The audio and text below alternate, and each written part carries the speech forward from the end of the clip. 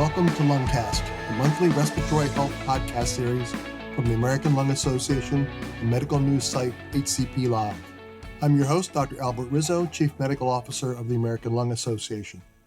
Before today's episode, we'd like to remind you, as always, that you can subscribe to our YouTube channel at Lungcast to get updates on new episodes and interview segments. You can find and subscribe to us on your favorite podcast players, and you can even get more Lungcast episode-related content at hcplive.com and lung.org. Today we're running a special episode outside of our regular programming. It has officially been 60 years since the 1964 Surgeon General Report, an historic contribution to not only clinical research, but to our understanding of the impact of cigarette smoking on users by way of increased risk and exacerbation of pulmonary and cardiovascular diseases. To commemorate this landmark development in public health advancement, I was invited by HCP Live to reflect on the Surgeon General Report with Viet, an Associate Professor of Research and Preventive Cardiology Physician's Assistant at Intermountain Heart and Vascular.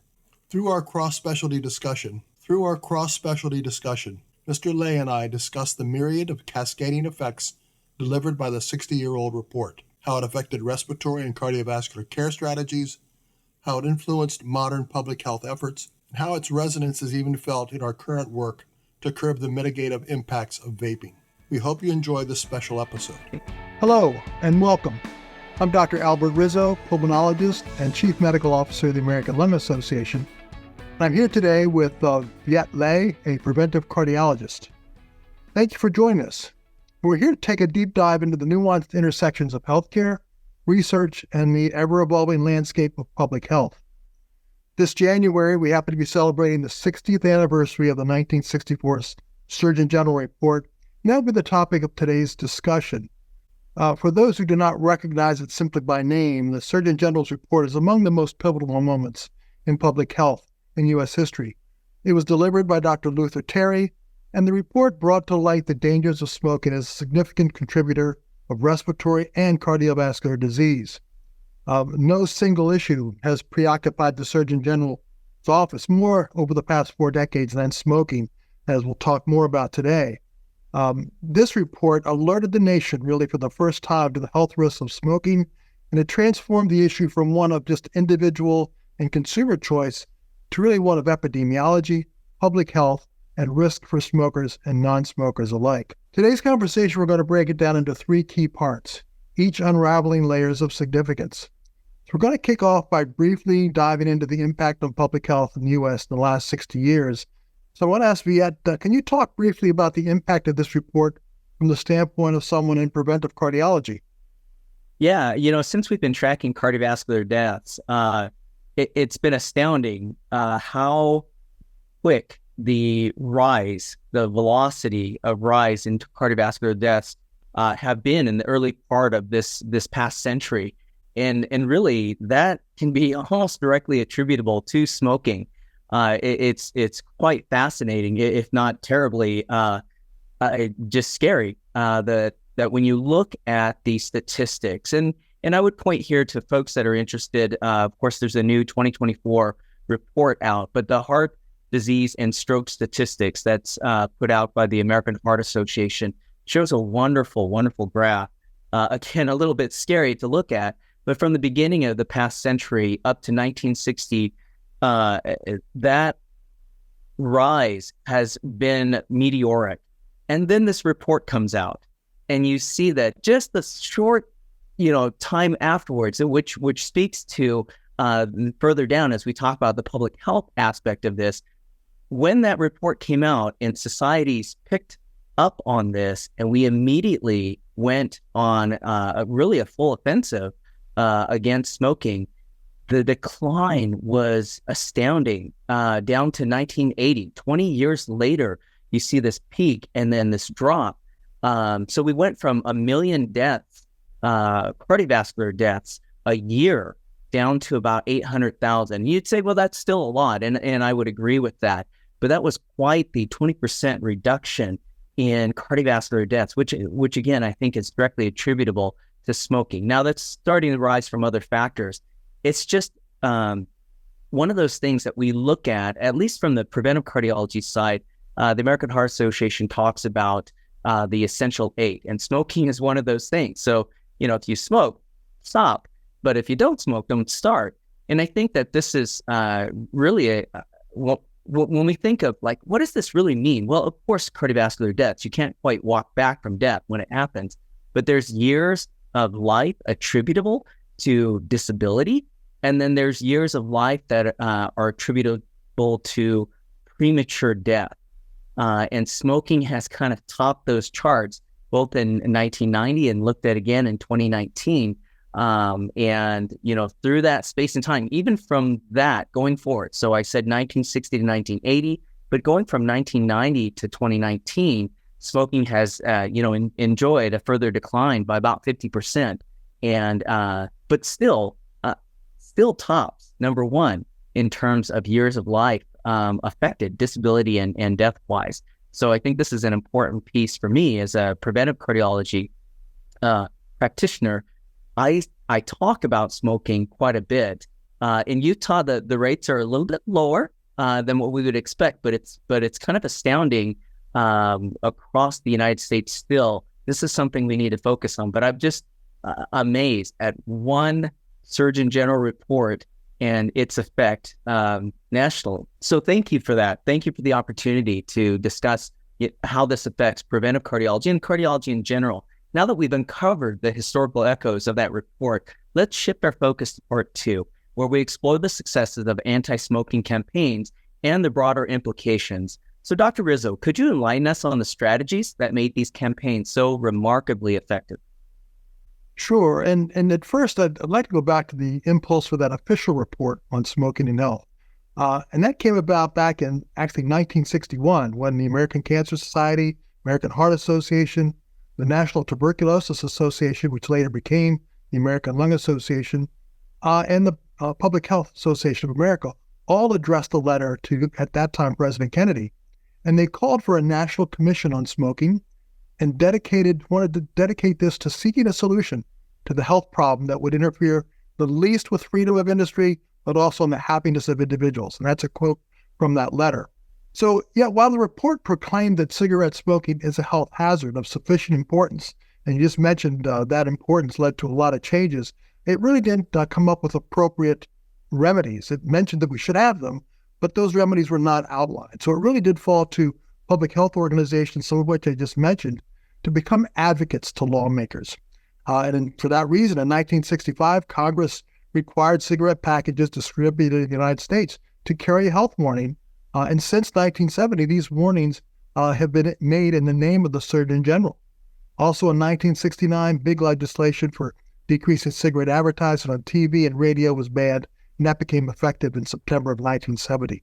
So that's just a measure of how citizens working through public health organizations who advocate and speak to lawmakers can make a difference. And since that time, these same organizations have continued to advocate in multiple spheres of public health.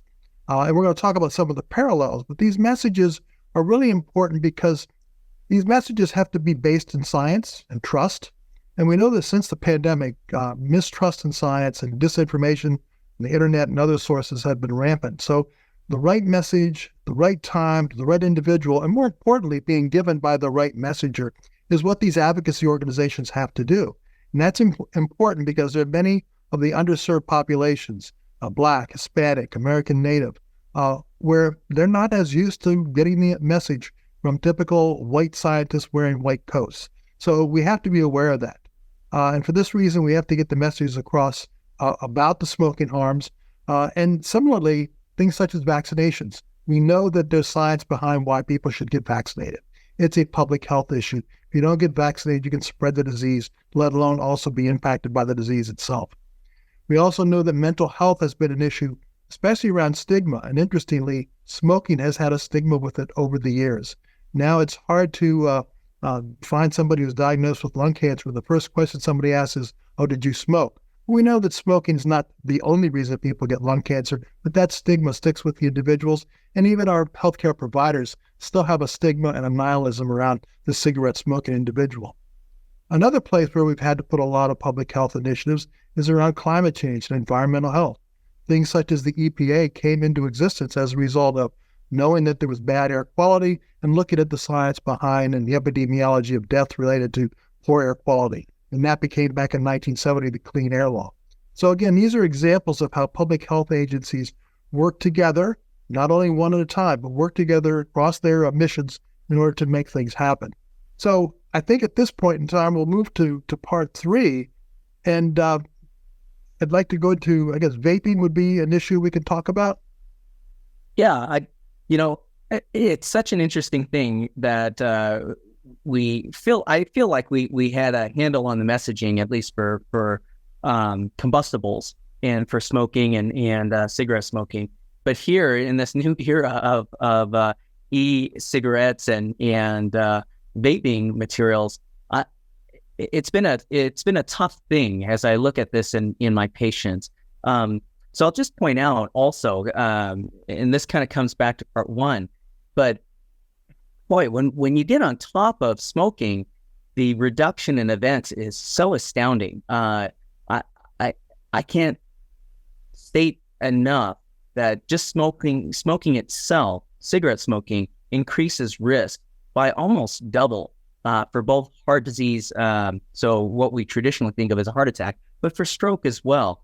So implementing those things that you spoke about in part 2 in these public health measures, just placing these smoke-free laws has led to reduction in events. But now we have this vaping story that's come up, and it's just too early to tell from a cardiovascular standpoint. I imagine acutely things can be seen from a pulmonary standpoint, from the lungs.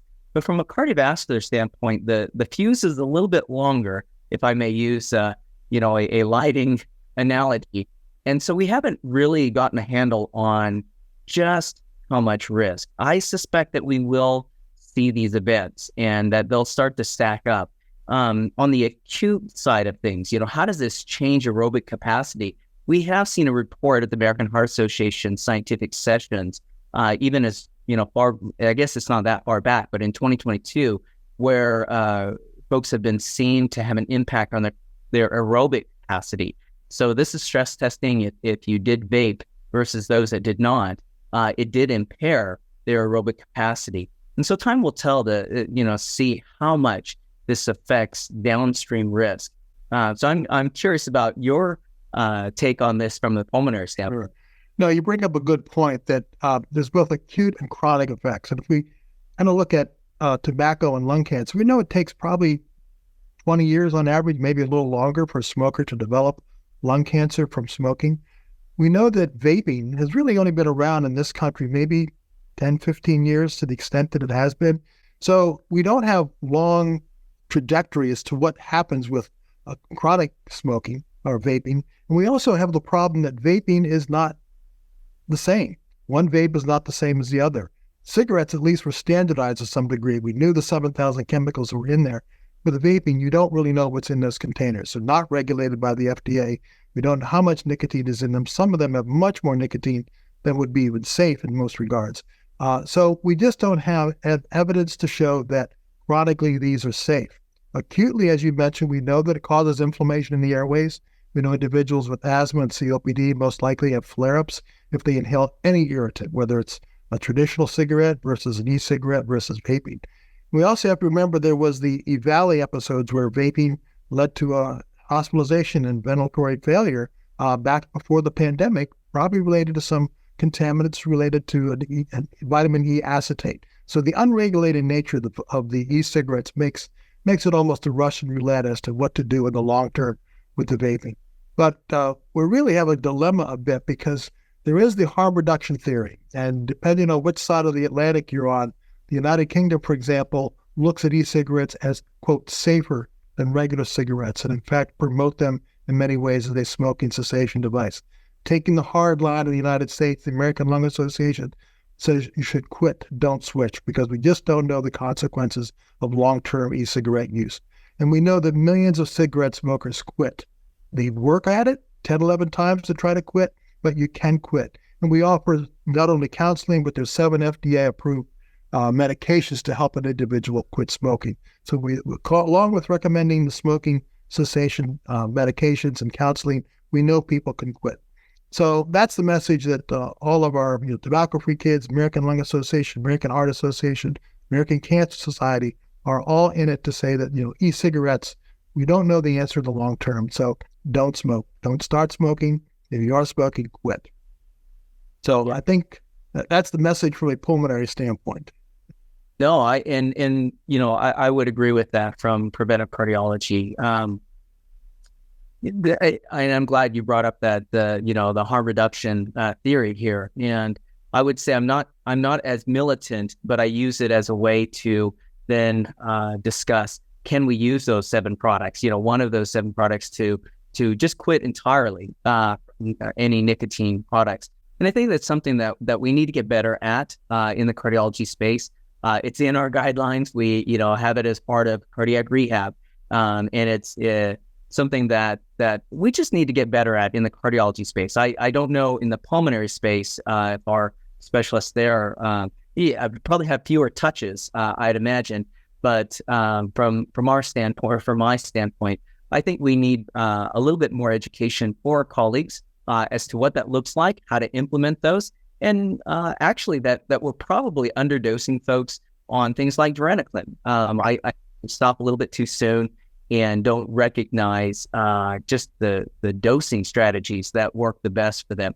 But yeah, I would go for a full abstinence. But at the same time, I do recognize that at least switching provides some safety from the combustibles, but I don't think we stop there. Right.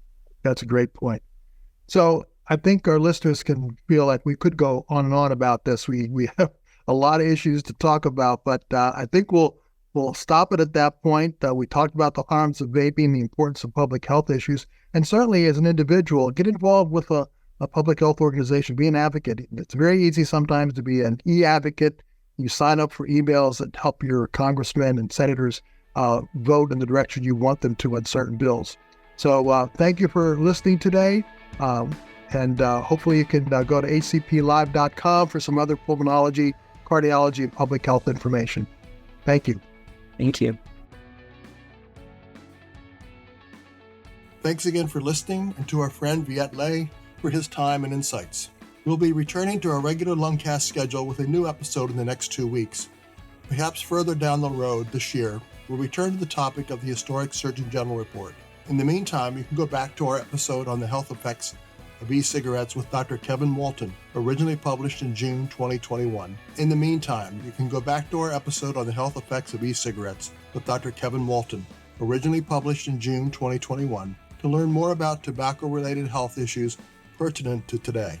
Until next time, I'm Dr. Albert Rizzo with the American Lung Association, reminding you that if you can't breathe, nothing else matters.